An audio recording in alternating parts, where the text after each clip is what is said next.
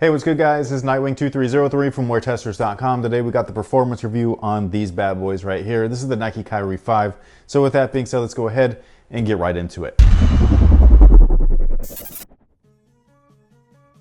So we're used to seeing herringbone used on most of the Kyrie models. The only ones that don't have it are the Kyrie 2, the Kyrie Low, and now these guys, the Kyrie 5. However, even with the absence of herringbone, this stuff right here was just fantastic. I have no real complaints. The only time that they were slippery or slick was on my very first time playing in them. And every time I played in them, they've gotten really, really nice ever since. Even on the dirtiest or dustiest of course that I play on, all I gotta do is just quickly wipe away and I'm good to go. While everybody else is slipping, my shoes are gripping and I like it. Now, as far as outdoor use is concerned, I would not recommend them if you want a shoe that is going to last, because I've only played in these indoors and I'm seeing right now that I have chunks of rubber that they're coming off, man. So it's a little soft. I thought that it was like nice and firm, which they are in certain sections, but like the tips or the edges or whatever you want to call it, like they're coming off. So much like most of the other Nike basketball products that I have worn this year, the traction is not the most durable outside. Inside you should be good to go. The cushion alone though, I wouldn't play in these like outside, is because you need a little bit more when you're playing on concrete or the blacktop. Indoors is good,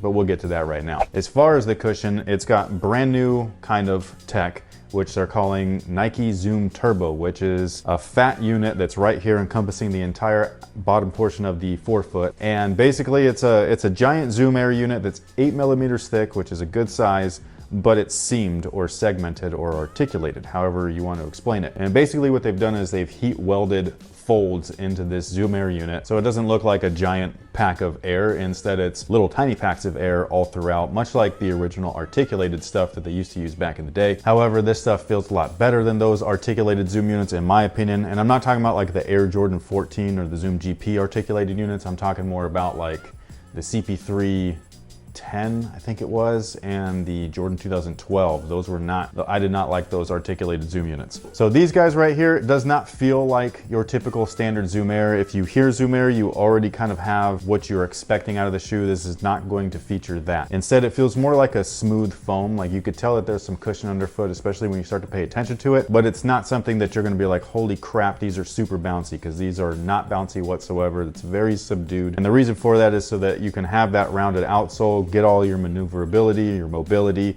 your court feel, but still have some type of cushion in there. They did that last year with Cushlon. Some people don't like foam cushions though. This is for those people that prefer something like air. The back section or the midsole itself is just Phylon. I think that should have been Cushlon, or at the very least, keep the heel Zoom Air unit in there that you've been using, especially for the price increase at $130. I understand that like it's a new Zoom unit and stuff, but it's really not. Like all they did was just heat weld folds into it, so it's not, I mean, I'm sure that it took some R&D and all that stuff to make sure that it worked well, but slapping in just a regular average heel Zoom Air unit wouldn't have increased the cost, in my opinion, that much. And that little thing would have gone a long way as well. So if you're looking for something that is low profile and comfortable on top of that, gives you a little bit of cushion underneath your forefoot, these are gonna be one of those shoes. If you're looking for an abundant amount of cushion, you know, Kyrie's line is never it, so don't expect that out of these. You're gonna feel something underfoot. If you really pay attention, you're not gonna feel what you're expecting if you have already played in Zoom Air products though. So just keep that in mind. I do like it. I think that it's nice. You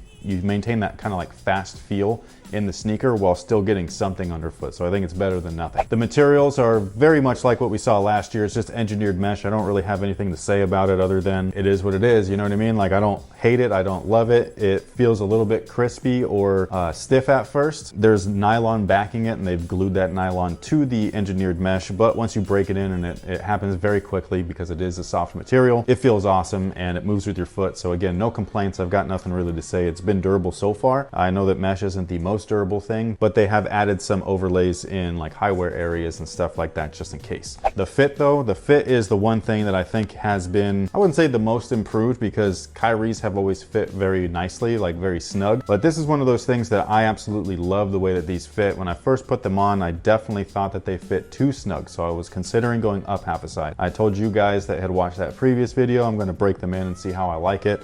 hopefully I made the right choice going true to size, which is what I did. I feel that going true to size was the best decision for me. Wide footers, you definitely will want to try these on just in case. Not only is the shoe snug, but this fly trap piece only extends so far up. So getting your foot in the shoe is not going to be easy if you have like a beefier foot and stuff like that. So go ahead, try them on in store.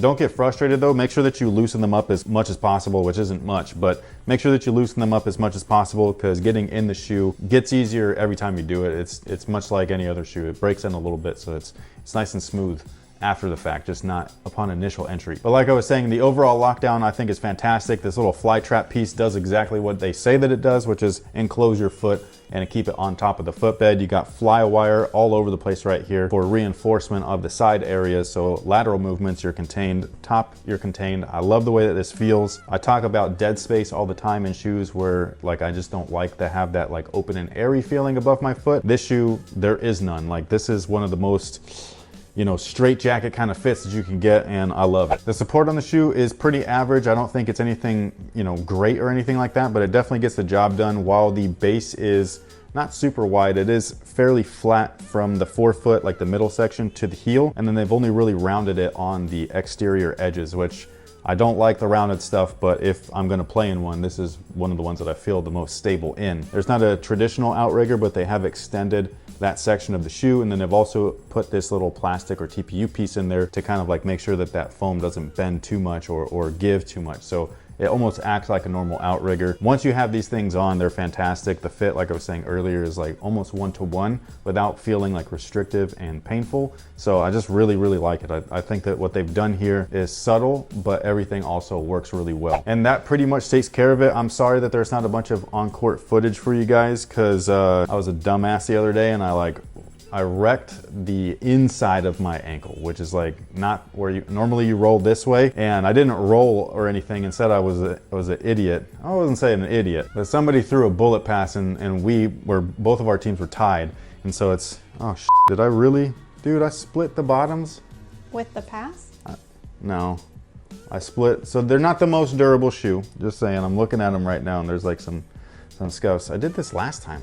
On the Kyrie? On the Kyrie low. Oh yeah, you did.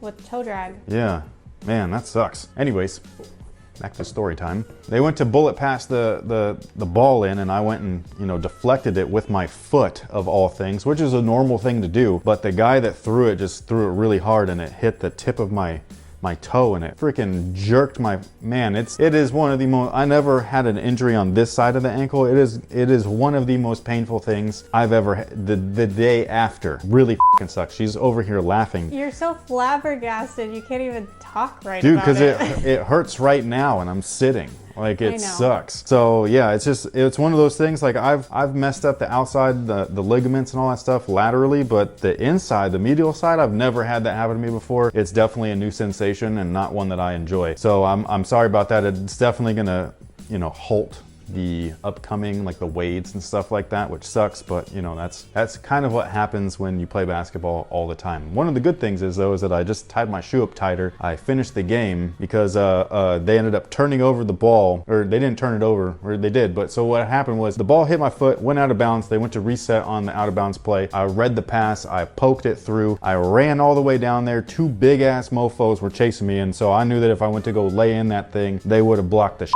out of me. So what I ended up doing was pretending like I was gonna lay it in, went over to the 3-point line, which is what I'm best at, shot my shot, hit the game winner, and called it a day. And then I was like, yo, I'm f***ed. And then I played another game, and then I was really f***ed. And now we can call you an idiot because yes, you now, should have just walked off. Yes, court. I should have been like, yo, I'm ending on a high note. But instead, they were like, you want to play one more? I was like, sure, why not?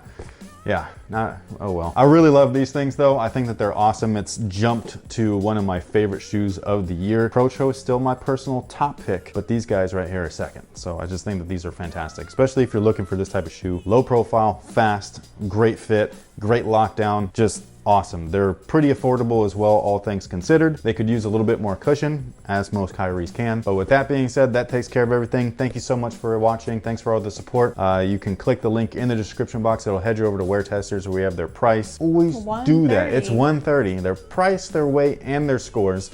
Thank you so much again, and until next time, guys, have a good one.